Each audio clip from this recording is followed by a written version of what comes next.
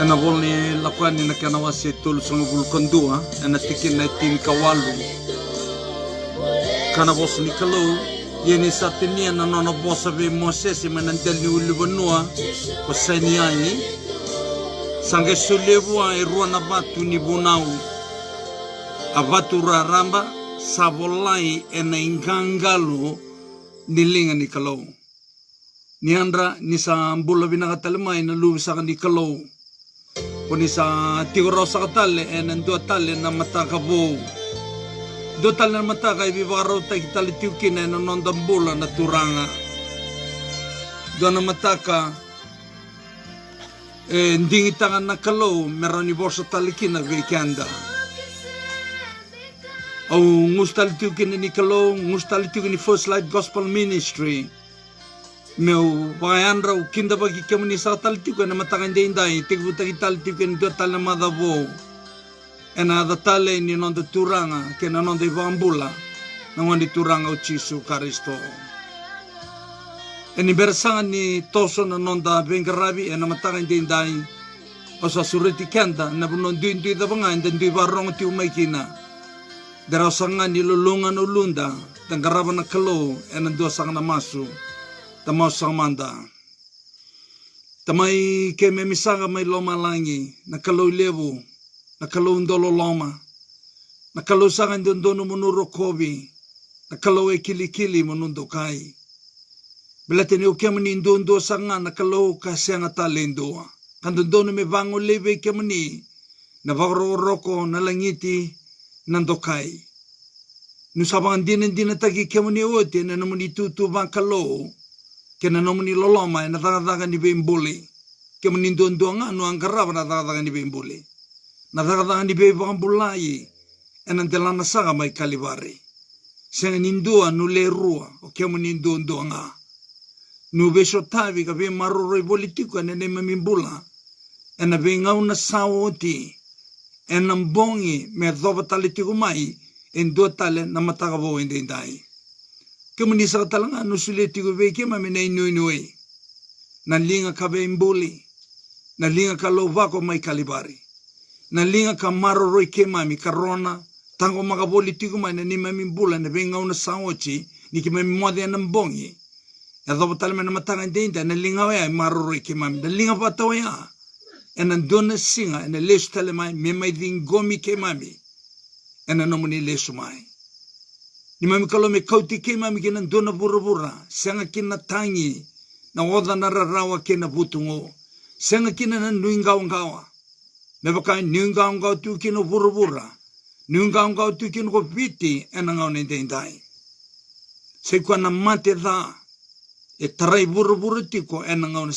nendendai sakarua tale ni kena wavo ki mai song-song na buli song-song na dhaka-dhaka song na beto sa yanki ni mami kalau ena bura-bura kuni na may kauti ke mami kina ena senga kina na tawi mate ena senga talanga kina na mate ni mami kalau ena matanga indai ki mami lako tala may beke muni ena pagatutusa ki mami pagatusa sa kachukari ki mami tamatambale kaki mami tamata ibala-bala andobunga na ngauna ni mami banga nanu na kaki mami dobuta kena kaki mami do banga dora nusang sangan nindo baroro tagi kina na kalau kaki memi sangu sunda sa tiu kina nini memi dui mata bu bale kaki memi napakai meni tanga nanganga ni masu sa kongo ni alo binanga na kalau ni bosochi ke mami ni baka saba tagi ke memi saka mai na nomunindra na nomuni bosa baro tale mi ke memi na buli saka kina na matanga indai kemi sakire nang kasi ni buli ni nomuni bosa na nomuni alo tambo kwa ndondonga itigo bana lai seni ni kana timberi ka pagabulidi na nomuni bosa ni pagabulidi ke mame na matanga ni koa kera talanga na bilita ki ni lomuni ni alo tambo ana kana pagarota ki nangyali ni lomai ke mami ngarani lutu saka kina na nomuni bosa ni basi ka kina na voa basi ka talanga kina na tumbo ana ni mami bola binaka pagalebu sara turanga na nomuni loloma na balebo kalibari na balebo na lubemu ni ersantambe warong taltikumai ana dosa katale na mataga bo indai Binawali besar turang bisa rongwa dene memi masu cisunai soro dene mami wambula emeni cisu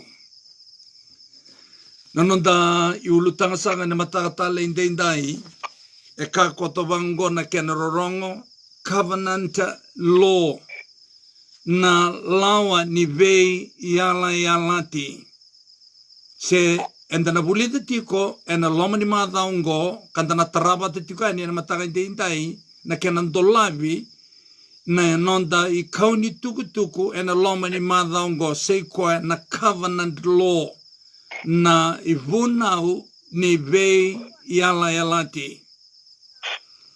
Nabi okani lomani o kerikanda nderani kuni lako saka matamai bata ke yawe na nomu ni vola tambu ni vola saka ni bagarua na kena wasaka e vitu na tekina saka e viwa barua na kena wasa e vitu na tekina e viwa kana tekina ngo. Now, therefore, that the Lord your God is God. Munu kilama dai na nomu ni kalou o koe na kalou. E senga ni tamanta na nomu ni kalou. E kalou. He is the faithful God. Na kalou na nomu ni kalou. Bosa tiko ngo koe be ira na Israeli na ngauno ya. Kamai bosa tali tiko be kanda na ngauno dai. Belata na nona voce takale lo malang ke burubura. Ana singani takale indona tikina lele sara mana nona voce. Kau kai tiukina. E voce bi irna Israeli na ngona ya kama voce bi kenda na Israeli bagayalo na ngona sanga indai. E kasom na tikina ngo he is the faithful God. O ko e kalo yalondina na nonda kalo. Keeping his covenant of love to 1,000 generation. Kasa taura kan deiti ko na nona pele lati vata ke ira and be tamba tamata e undolo. Those who love him and keep his commandment. Uira era lomani koya na kalau katalai rawa kina nona ibunao. Nabi kani lomani na lomani madao sakongo enda na ban deuda sa chuki na viewe kani e tiko e na nona veia la tina kalou ke na buona e tini. Modo vuta tale na vio kandi lomani na nona veia la tina kalou ke na buona e tini. Meu wang matala takatala mata vikenda na matakatala indai na dava na covenant na dava na vei yalati ni kalou. Nabi elela tini kalau nabi okani lomani sei koenga na nona yala taka na kalau mena lako mai na lubi ni kalau ko Jesu Kristo me mai mate ena delana mai kalibari me bagambulai kenda na kawa tamata kana dona singa ena lesu tale mai me mai kauti kenda yana no nabi elela ti tau mundu na kalau ke ve kenda. Meu dabuta tale na vio kani lomani. Na nona veia le lanti na kalau ki vei kenda. Kamai bagan deita ki enan delana mai kalivari. A teke buta ki na via le lanti ngo ena boli bagatibu. Ena kera wasi tolo ne tikene tin kalima veia tama vata ke iwi. Lako mai ena ngauna nei noa. Mai mbasika kina seikwa na Rainbow Covenant. Na vei lalante ya e nonda tau doko na vei tamba tamata i undolu me baka e tukuna ka kawarai taka toka na nonda lesoni e na matanga tala indai.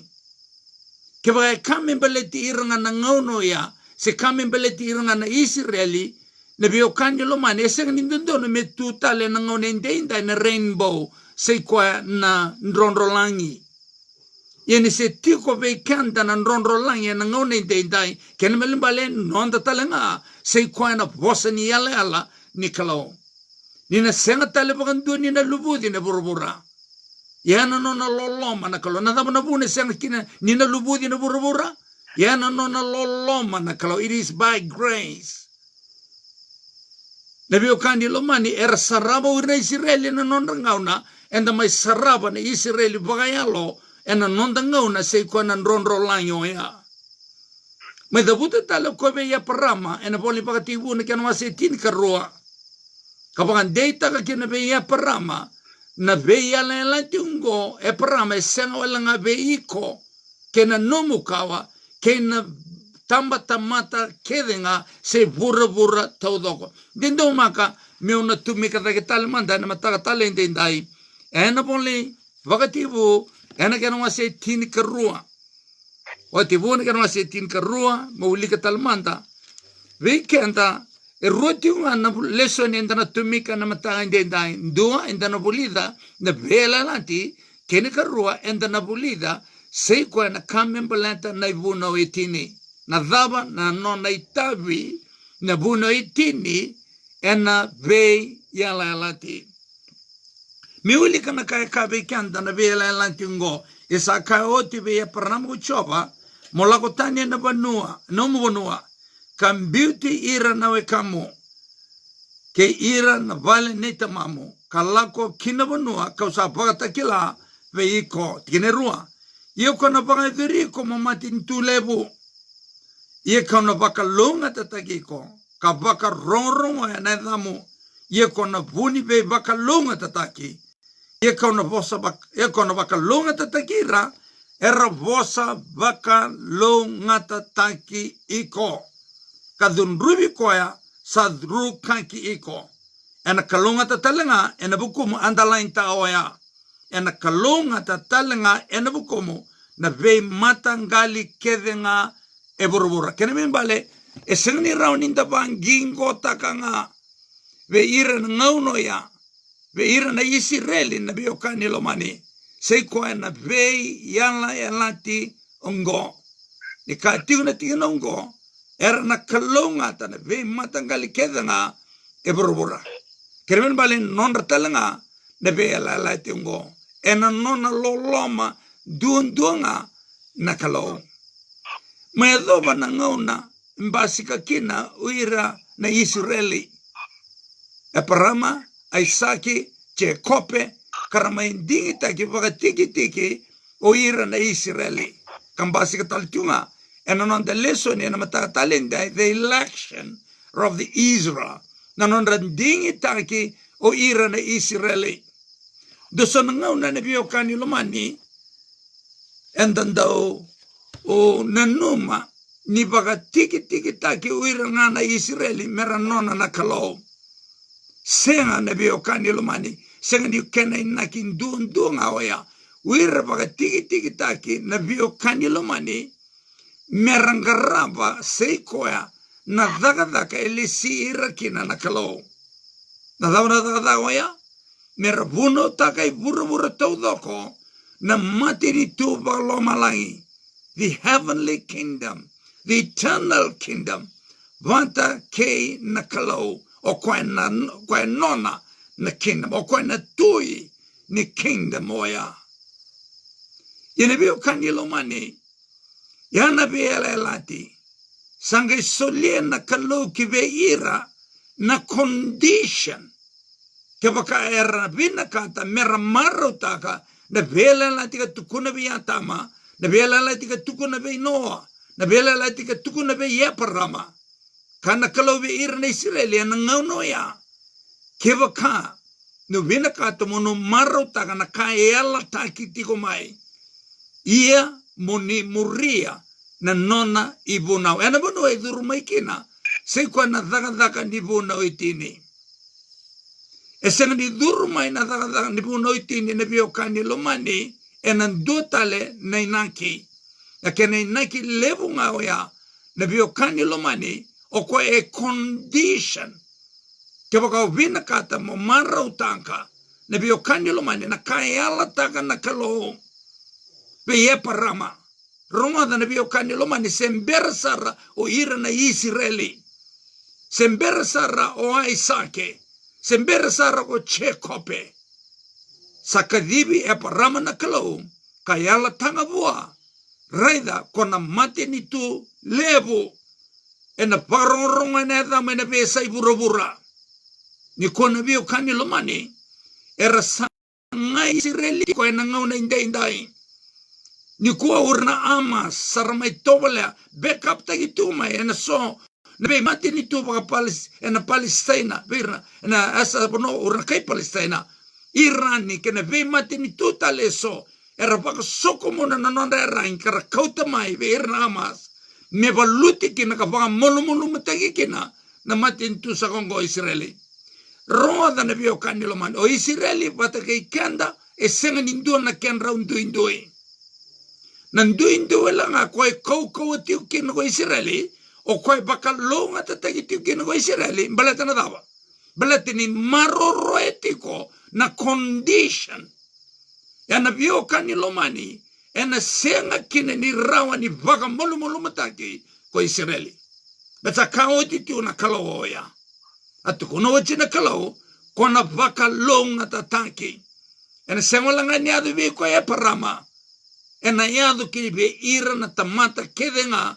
e borbora o Israeli mai tumi kada kena be ele na tioya rokoba na kena condition yana kena muri na ibunao na bio kanilo mane ni muri na ibunao na kaya lataki ona marotaka na kaya lataki ena yadu beiko na non de leso ni tu kono tona leso ni be bakatonga indo na lao ni bakamau nen rosa vele la ti pata kena wetimo sanga ikoto na kena lawa na lawa ni be la na tikla na laongo ke bakai muri karokobi na lawa ni bagawati se na lawa ni bakamau kila na kaenda kota mai bekenda be kemunda roba be tini ena kota mai na marao ena kota mai na reki ena kota mai na be bakalonga tataki tobole mande mendo engi toda be kemonrao ena senga bakandu ni kauta mai na marau ena kauta mai na kalodha ena kavorra matabu vale ena senga ba meda binaka ena basika kina bale na dava ni boroki na ibunau ni boroki na lawa ni be ala alati ebio kanilo mano Israeli senga ni ndona ka etiko be koya e senga ni ndona ka etiko be koya merao kina nebio kanilo mani menganga ka koko kina e samba mede tuwa a mede kede e bakalonga tataki ko kina na kalo e soleve ko na kalo ne bio kanilo mani na soli wea e nonda todo ko na kai borobora na kenda duinga bata ke Israeli o Israeli e mita ka se comply kina kana condition adabana kana condition na muri ne bonotini o ka tiko be kanta na bio kanilo mani e nandua na mataka o atarati kina na lesoni vira todo ko na matini tu e burabura e rabaka yang ataka tiko na ibuno etini e viwanga na ibunao e lao non ramatin tu tambo talanga na lawa lambo na lao non ramatin tu rokobe o tatawa teke na nakalima ni bunao lao non ramatin tu na bio kanilo mani tambu na butanko e tu kede tu ngai ne buno itini ye na kendan duindui matin tu vici ya buta ital tu ngai ne buno itini na kendan duindui nga bata ke Israeli e ya buta ki ena tini ne bunao na kavani bunao ne bunao membeleta na sebada endunga na matini tu e burabura santondono na bio kanilo mani be kenda na ngauna indai me sarawa ninda dhaka takarawa na dhava na kenan duindu ko Israeli ka koko tikina matini tu leilai gai kaukawa e visi biawa ki be irbe matin tu bagarapea karabaluta sangai Israeli tu no mani indai era senga bakandu ni kaukawa rawa wili kena na matin tu Amerika na matin tu levo o China er matin tu level sara kina matin tu leilai sangongo ko Israeli na bio kanilo mani o koe e mitangatiko na condition ni vei yala lati ni kalao na bio kanilo mani non da lesson ya na matanga ni koa enda baka pini minakataka na kalao bleta ni hado sara tiko nga ena ngauna indai na non sanga Israeli tiko urna be matin itu baka arapea na be matin tu ena urna Palestina ena non tobole me baka mono mutaki na matin tu sakango Israeli kito vital no takatiko na mbongi kona Iron Dome o kwa sapota sei kwa na missile todo ko e bana taka mai sapota toko kwa ke mundo Ode kilikila mendo tu amatangali misini vokaya merendo yado. Mendo tu enangone dendai. Nebio kanilo mani na aindomo ya etiki ni vei yalati nikalo. Ke ba wina kata me tiko vei ko na viva kalonga tatai oya. Kati ko vei kanda na ibolo tambo. Ware taga toko vei kanda na ibolo tambo. Mitaka nga comply kena condition. Kona mara utanka. Se kwa na blessings. Na mega blessings. Na multi blessings. Esa vaka longa tatarongada mo dabuta na bosongo. Esa vaka longa tataki kenda oti tukina na kalong.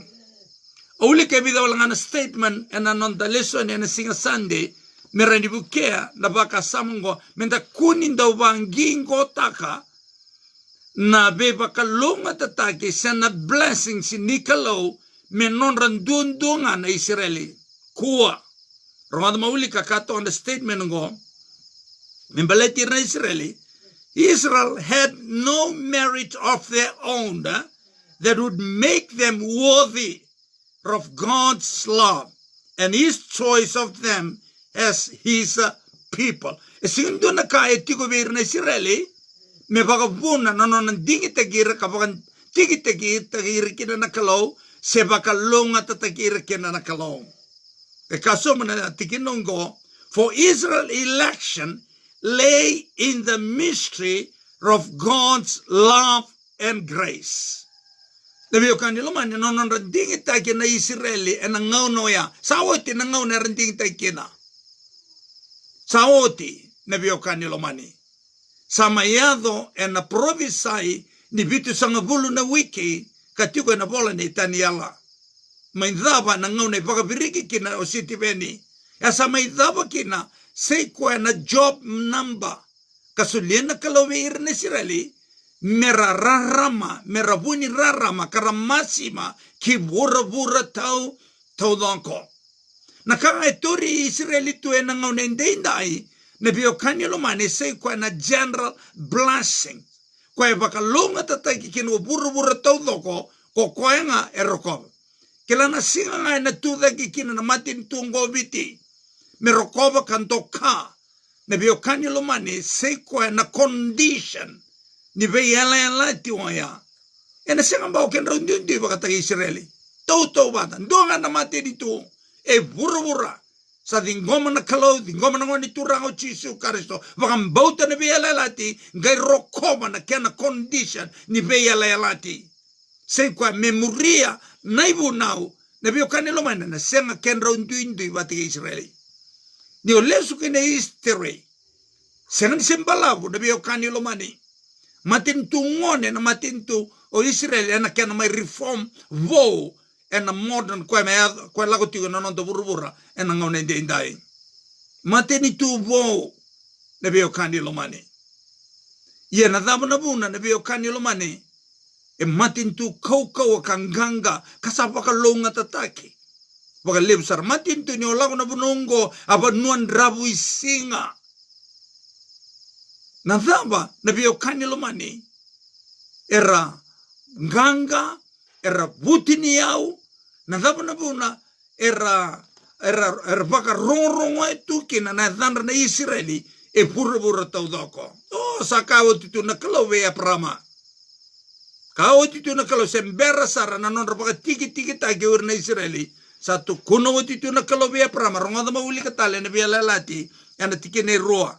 Kana tikine roa ye kona vadrira na be matini tu ia kau na baka edhori iko mo matini tu levu ia kau na baka longa tatakiko ka baka rongo na edhamu ada Israeli ne biokani lomani endona yada sa rongo levu i burabura ena kaba ibalu ena kaba ka vaka yau na development na biokani lomani na dhabanga na tiki ni nondambula tiki ni mbula na biokani lomani e de rindundunga kino Israeli buleo Amerika na biokani lomani endonandakai na M16 ko embalabu Kau tama Israeli, baka leka taka menduan M16 lay leka me rau na kena vingole aki se kwa na ngusu ni dakai oya. Nimbalawu endre. Tor na ngauna me toso mai menandua na takete kinandua tale takete. Yene leka to tolo nga na kena ngole. May baka laylay tako Israeli. Kau tu may bay na buko oya. Kau tu may bay na baka samoya. Nabiyo kanilo mani. Lako kina bagatibu wase tini karua. Nanona beala lati, nanona bosa di yala na kalo na covenant katuko na beya prama. E rokoma nga ko Israeli. Kaya anda binakata na biyo kanilo mani, menda bakalonga tataki, me bakata Israeli kwa sambolo tikon. Sa ochi maka nangone ni Israeli baka provisai. Na biyo kanilo mani ese mbuwe tiunga na kuile na Israeli e na ngau na indai may nadabay kau may bay. Na biyo kanilo mani rongoda o kwa mitaka nga baka binaka na condition ni nonda baka longa tatay. Nonda baka longa tatay rongoda mo may inreta sombo na nonda baka sama baka yalo na matakatala indai. And the baka longa tatay universal na nonda baka longa tatangki. Na nonda bakambulai na biyo kanilo mani enandelana may kalibar universal sadaka woti na nonda bakalonga tagi dandelo keni katolu na biyo kanilo mani it is free for us all senga ninduan mata e voto lutu kene wili kene gore na kayarpea remeda ta Israeli chiko e nonra talenga na bei yala yang lain tiongo. Oh, na biyo kanilo mani. Ya na nona loloma, na nona gracia na kalau. Na biyo kanilo mani, na kena, na nona bei yala yang lain ti vata ki kenda, na kena condition oya. Kaya paka enda vinakata menda mara utanka. Kwengo e individual. Na result of the covenant or the result of salvation kenda raima ya nabaka sama ni salvation siya nona bibang bulay na kalau melutale abatale ngo na rua na yasa ni bibang bulay awanto bang madala taka baka waso matiko bekenda kalevu kabunga bekenda ena ngauna indai ese senga tiunga ni matata bekenda na salvation kena fruit of salvation. Salvation universal. Fruit of salvation individual. Unongo nge me challenge tagi kina na no the freedom of choices. Dutale na redemption na result of redemption. Duchunga naka visau na ken redabuti. Just a change of terminology. En loma ni bula tolungo en da bandiu de talchuki na ndo tala kena vosa na covenant ke na result of covenant en mother sauchi mbasi ke talchumeke na vosa oya na result ni ve yala yalati or the covenant promises se na covenant fruit se covenant result koengo e individual but the covenant itself it is universal. It is free. It is done deal. And the sabosa vakalo ngata tanki wote. Mendrengati na be yala toya and andelana mai kalivari. Kamay bagan data katale weekenda. For God so loved the world. Na be yala toya may kanan rai chisu ni nonda todo ko na kaiburubura. Senga ni boto lutu kena indona tamata. It is universal. Yana biyo kanilo mani. Kwanda tikina kwanda tarati kwanda mataka talindinde kaduru maikina. Na buno itini. Say kwa na individual aspect ni covenant. Kwa baka toka itoka na nonte kauni tukutuka na loma ni madhango covenant law. Na bunau ni bei yanlanti. Na buna idhuru maikina na biyo kanilo mani okwa e condition. Na biyo kanilo mani e baka reita katalanga pikianta kwa Isaiah na kena wase walu na tikini rusa ngabulu na tikini bola tambu kilelebu ya to the law and to the testimony. Raurua tale. Kaya kambangoga kia baka induna tamata e senga ni bosa me baka na bosongo.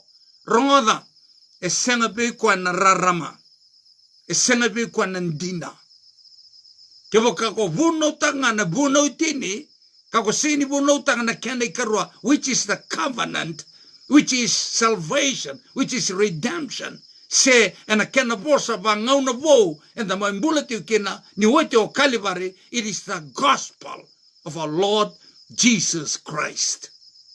Lebio kani lumani rona rungo erope tiko nga medoba na ngauna leki volai kena ni wote ni vola and ni vola tambo ni vola ni bagatakila o se tinka bana tikine tinka rua. Here are the patience of the saint. Sa tuike kuira na tamata yalo dondonu yalo sabani kalau. Uira era sa maroro na ibuna ni kalau ka taurati ko nga na bakambauta ni wande turango Jesu Christ. Yeah, those that keep the commandments of God and the faith of Jesus Christ. Not our faith.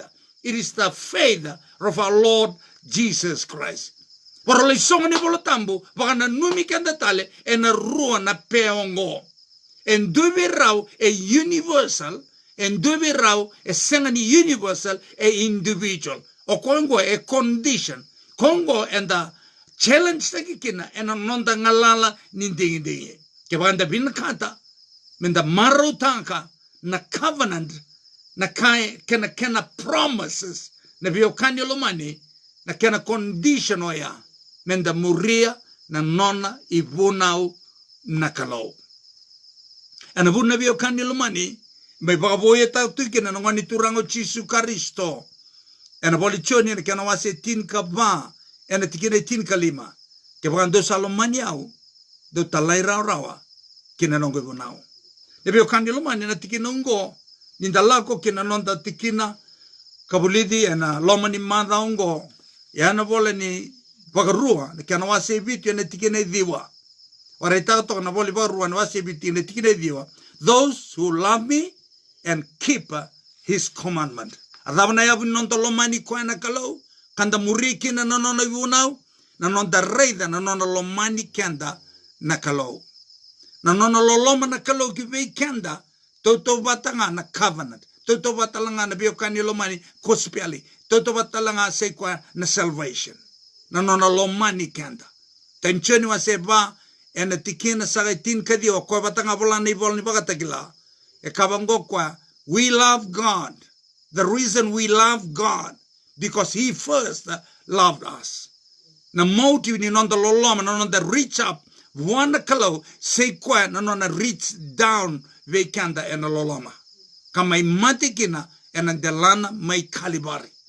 Ya nabio kandilo man na kama mati kino chiso e mai bandei taka ni sa nonda lesutale se kwa na ve vakalunga tataki kayala taki bebe aprama e ve vakalunga tatagongo anonda nga mene vakatiki bo nonda mbulo tikena da vakalunga tataki de ngubi mai bwana kalomi nonda na ve vakalunga tatagoya e kabango kwa ve ata ma verona bunda ke baka robina kata man ro maro taka na blessings na be baka longa tataki kedongo monrau ngona kena condition ro ka kuwa ni kania na boni kaoya ngona ro kania kina ro baka yeli kina na blessings sanga baka data katal na wase tolo na tikine tin kalima kakaya bongo kwa reda nandu na lako mai o kwa ngango kwa na baka sukale stale se kwa na blessing kwa nusa baga elia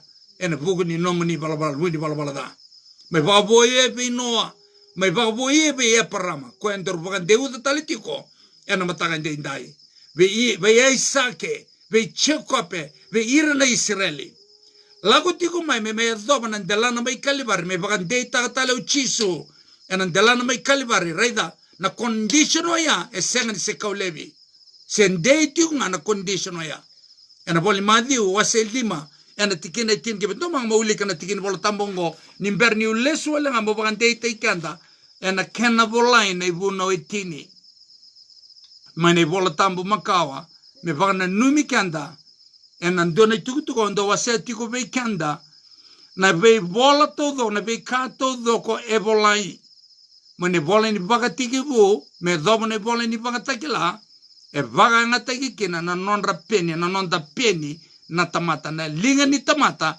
me vola kina endo wala nga e vola kina na kalau sei koan e vuno etini do maka mo tararawa ni te seti ko na tikino ya no mo vol tambo la manda mai pateke a wena boni la koan ni kana wasi tul sungu bul kandu na tikene tin kawalu bule ko nga bidena tikina me bagande ta ga be kan da tikino ya nimbere ninda mai reida sei koan na nona basika mai ko chiso o koanga ko ya vola na linga nga ko ya vola na ibuno etini na linga bata ko me loba ko nentala na mai kalibari ka mai bagande ta ka tale weekenda ni senga ni kaulebi na kana condition ke baganda vina ka te menta marutaka sei ko na blessings na viva kalunga ta ni kalau roma mo uli kana tikene tin kawal wase tolu sunga bulkandua na boni la kwani na tikene tin kawal yini sa tenia na no bosa be mose se manandel ni uli banua ko saine ai sangai solievo ai ruana vatu ni bonao a vatu raramba savolai ena ingangalo ni linga ni kalau au katiko mane vole ni bagatibu me zomne vole ni bagatekila na kato do ko volei kina era vola kina na tamate ni kalau liute irna lo tambu vola kina na ibuno itini ndondonga ko se taurati ko Israeli kanganga tiu kina na ngone ndenda ko Israeli ke bobina kata na biokani lo mani na dhabona buna e baka longa tatagi tiu kina Israeli na ngone ndenda na biokani lo mani okoya e mitaka se comply kina condition kena condition oya se ko na nonda lo mana na kalau kamuria na nona ivonao me baka kati wiki anda nonda tikina ena volni baka roya ena kanwa se bitu ena tikine diwa tostal manda baka liu ena volni baka roya ena kanwa se va ena tikine tin katolu na rawalangani baka deita ka weekenda sei ko na baka nanu se na kai era ni buke kenda menda lesu tale kina nona ivuno itini na kalombleta na condition waseba ena tikine tin katolu ronga na kai kana tikinongo ko an tin bolotam go lutu mai ena non de leso ena sing ena matagan din ena matagan moniti kana tikine tin katolu yesa da bute be kemuni ko ena nona be yala yalanti ena kalo o koe sa wakarota be kemuni muni da kaba io na ibu nau etini Pola babina na tikini pola tambungo. Asa polanko koya ena batu raramba erua. Asa polanko koya ena batu raramba erua. Tostal giliu na wase ediwa ena tikine tini. Obi bandeita katiko beki anda ne biokani lomani na buni nona volana kalau ena nona ingangalo e kilati kuna kalau na kena bimbi e distinta na kalau mena be vola tava kedenga e vola ene vola tambo merani bu kekanda menda rokova kandoka na distinction oya blatini chiko kina na kena inaki oya o kwa e condition ni nonda marutaka me be vaka longa tataki ni kalau ka vosa kina o kwa mebe atama noa eprama chekope ka devi kanda ti umai ena ngau nende ndai o wile ko langango ni berniulante be chisu men laitini kina na nonda tikina ena tikina sa laitini kana tikina tini asa sulebe ya ko choba erona patu raramba sama e tukini alo toko ikena tamati ni kalo mosese asa sulebe ya ko choba erona patu raramba sabolai enengangalo nilingi kalau na biokani lumani e veuta na kalau na bosa ni buno itini ena vatu e rua au sabang madala ta oche ne matai ni vatu ya non dololoma buana kalau ne karuni vatu ya non dololoma ve ira na vekanda ama torongi be chisu o de ve ira na buno ngo elevu kau chisu elevungo na bondongo lo mani chova na no mukalo na lo mamtodoko a toto bata na keni karua mo lo man na wekamu. Lesu tale ku chisu kina ruo tale na vatu ni vunao. Na ruo ya tiko na kena balembale. Nono bulai na nona ingangalu e tiko na kena balembale. Ninta tamata mbale na biokani lo mani. We are fallen beings. E ngandrevinga me dhaka e sona i tubutuba bagawe anikalo me rani maukina e nanonda bana nanu. Abuno na deuta na kalau na biokani lo mani. Belate ni klaba binang na kende i tuba ki natamata ninta tamata mbale. E lo veda na kalau me bagawe dhoroso na matangali vinga rabingo e relegate teki koe na kalau me mai vola me mbaleti ko bate ke yao. E no lola mana kalau ke beikanda. Lebe okani lo bani, nangone me lasi kakina nangone turango Chisu Karisto, sengni sebisa utaka ukwaya na condition ni kana mara utaki sequoia na kalongata ni beyalalati se na covenant blessings se covenant promises. Mahdi wase lima. Na uliko nga bitin tinangosa na may tinikina na nonda lesoni siya nonda buli na matakatala hindi indai. Matthew, ana kanoa se lima na tikina tin kabitu, kana tikina ngondo kako ni baka sama. Ni usala ko mai mo baka utia na ibunau. Se non reba bul na parofita, au sa senga ni lako mai me baka utia, me baka edoranga kena baka ndia baka bicho ya. Kena baka papalai me fulfill tanka. Ana kena bosa di usuka, ana bosa ba ipireu, kena bosa ba kiriki. Elastic make na bosungo to make it to the full. O kosa mai barambai lebu taka, mai bagatito mutaka. Barambai lebu, o tito mutaka ba ibewi. Ena nei bamadala eni bola tambu makawa, robimbu to kodi sarabate ke nenduna elewa, senduna tangane na biokani lo mani sanga robimbu to kodi chisu sakaku chisu. Elak ngakina na nomu baganana nu, robimbu to kodi. Ni o data induna tamata senga ni ko pa matei ko sara sanga olamba la ko mantanga na ya lo da mantanga o data mantanga na we kamu sa olamba tigoya gonna make it to the fall se pa rambaile butaka se pa tito mutaka ana inakini nona la ko mauchisu me mai pa tito mutaka ka pa rambaile butaka se ko na condition inonda maro tako kenda se kwa na vei vaka longa tataki ni kalau vei kenda. Se na kai vaka tokai tiko na covenant blessings. Se na vei vaka longa tataki ni nona vei yala ti. Ngondre mana vei kandi lomani meu tososo muna nungu baka wilika na tiki nungo tiki na tin kawalu. Ni sa kai vaka hindi na vei kemando e na takali mando ko loma langi ke vuruvura.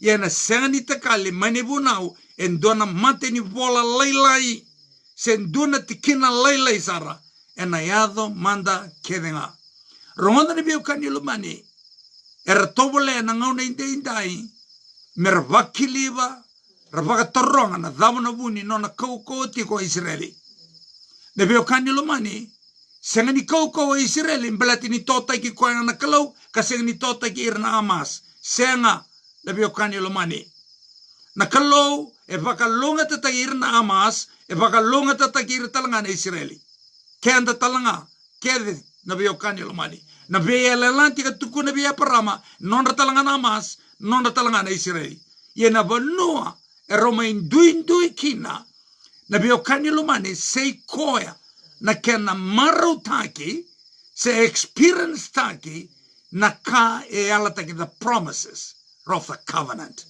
na biokani lomani sei kwa na blessings ni be yala alati na kena condition ya Israeli e mitang na kena condition ya na buni no na rokobo tukina e na ngau na indeinda e okoya na bono chini na ngau na ngai rapagata na kina bono chini na biokani lomani era kau baka besu i Papiloni rala itu mai Papiloni vitu sanga bulu na mbaki wera na Israeli ya na biokani lomani ni raporoka na ve yala yalati na dhaba raporoka na lawa ni ve yala lati kwa kati una kau ni nonte tukutuku and aloma ni madhango the covenant law na covenant law na bio kanilo mani se kwa na lawa ni vei yale alati arla itu wang bombula mai papiloni sarabo lida na nonra lesoni saraban data ka wire na ngone ndai me sarokobi nga na ivonoiti belata na vuni nonda kawabesu na vuni nonda yali na vuni nonda malumulumu sei kwa na nonda senga ni mitaka sei kwa na kena condition oya sei kwa na kena muri na ivon now etene Dabio kan naman na lesson na matangan dai indo na lesson ni binaka belata ni tusar tunga en ngau na dai indo na kena varetaki nang gangati ko ni Israeli. Imauli kasombo kasomo na tikinongo ena tikinetin kadiwa o kwengo ena pakatokai kina melailai sara ena matin tubo lomalangi ko kaya andu sa talain rende kinan duo mandangan na ibunao. Urna be matin itu wili kina nindar matin tu lomaningo bici dormure chunga dio bunao. Matin tu Israeli echini anabuna endorulai laikina. Kana tingin ko anabuna na bio kanilo mani ena malumalum tunga na matintu kedanga wilikina na matintu bichi ena senga bondua ni baka tobatani raw batika Israel na kenra undui na bio kanilo mani kalau batanga enda garaba biti garaba rebe matintu taleso na kalau batanga garaba tiko Israeli na ndui ngati ko sei koa na bio kanilo mani na faithfulness ni garabi kalau o kana ibarai ko ya the faith that works na works oya se kana kena muri ne bonao le bio kanilo mani ena matakatala indai o ngandra pa mo barai tak te blai kianda bande tak te kianda tale na bugni baka samongo belata ni raw na non de lesson ni nda ba muri na lesson na loma ni madango o li ko langa na wetu ni statement to na non de lesson ni I'll study this week, and I'm taking ren paper. And I want Dios ang blokon ke papalang, and a boton sa rera. Kana tingin go, I'll study this week, centers on God's law.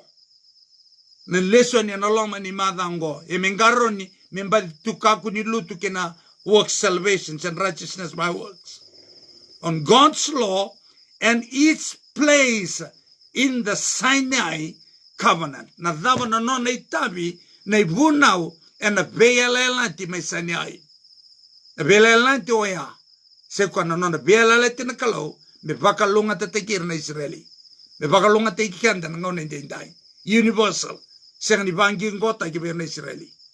Yane beo kanilo mani na bunua endei tiko kina ganga tiko kina blasta tiko kina Israeli. E na ngau na indai se kwa na kena muri nebunau. Era segni muri nebunau. Ronga da no kangulo mani.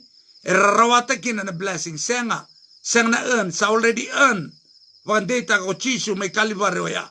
Nono talay rawa. Ronga da. Era receive taka kina. Era receive taka kina. Say kwa na blessings. Ni vei yala elati. The covenant promises. Era di ngoma. E na vangambota. E talay rawa. Se na vangambota. Kei na non talay rawa. Vei koya o koa e vaedora de vele lati so koa e vangambulai. Vakalonga tai kianda na turanga. E na buki ni non de tu kanda buli sa chukina. E na mataka inde indai. Ndolanga na non da masu.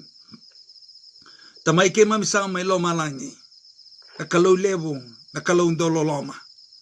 Vinaka ponga lebu sara turanga na nomuni lo loma. Vinana lesoni vinaka ki me buli sa chukina. E na mataka inde indai.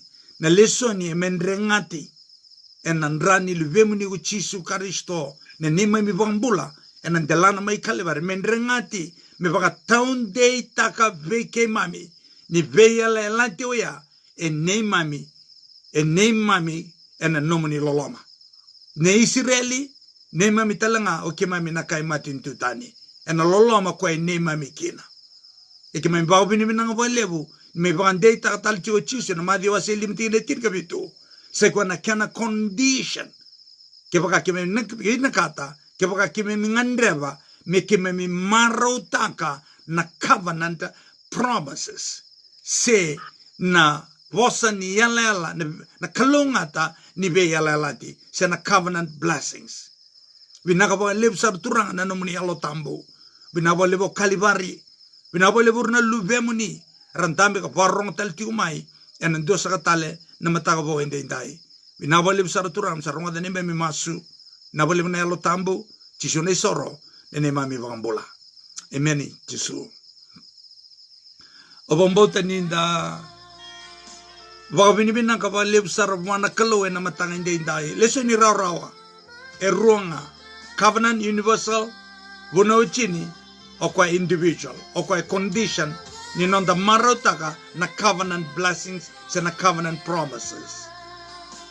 Nubang binibin nakatagital tungan na lubi ni Kalaw, nubarong ti kumay, na taon daw ko ni bunolo man isang goveti.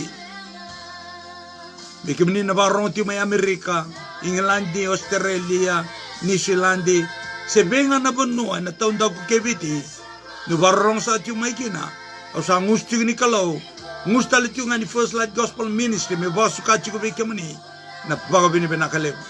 Binabalew na nung nindo baka iyo taka, may baso chiko beke mani na Kalaw. Jesus abalaga nila sumay. Abaromay oti, na nonda vuliti ko na baso ni Kalaw, na nonda suliti ko na nonda mbula buwan na Kalaw, may baso chiko beke na Kalaw. Beke mani na nonda bunolo maning goveti. Winaka baga levo, winawa levo. Ikamani nando sama online ti man telepon. Ondo rokobi kamani. Kado binakata mo daw. Baka binibina nga tagi kamani. Ana bugun ni nomani baka iyo takatiko nakalaw. Nindo worship tiko be kamani nakalaw. Ana be mataka.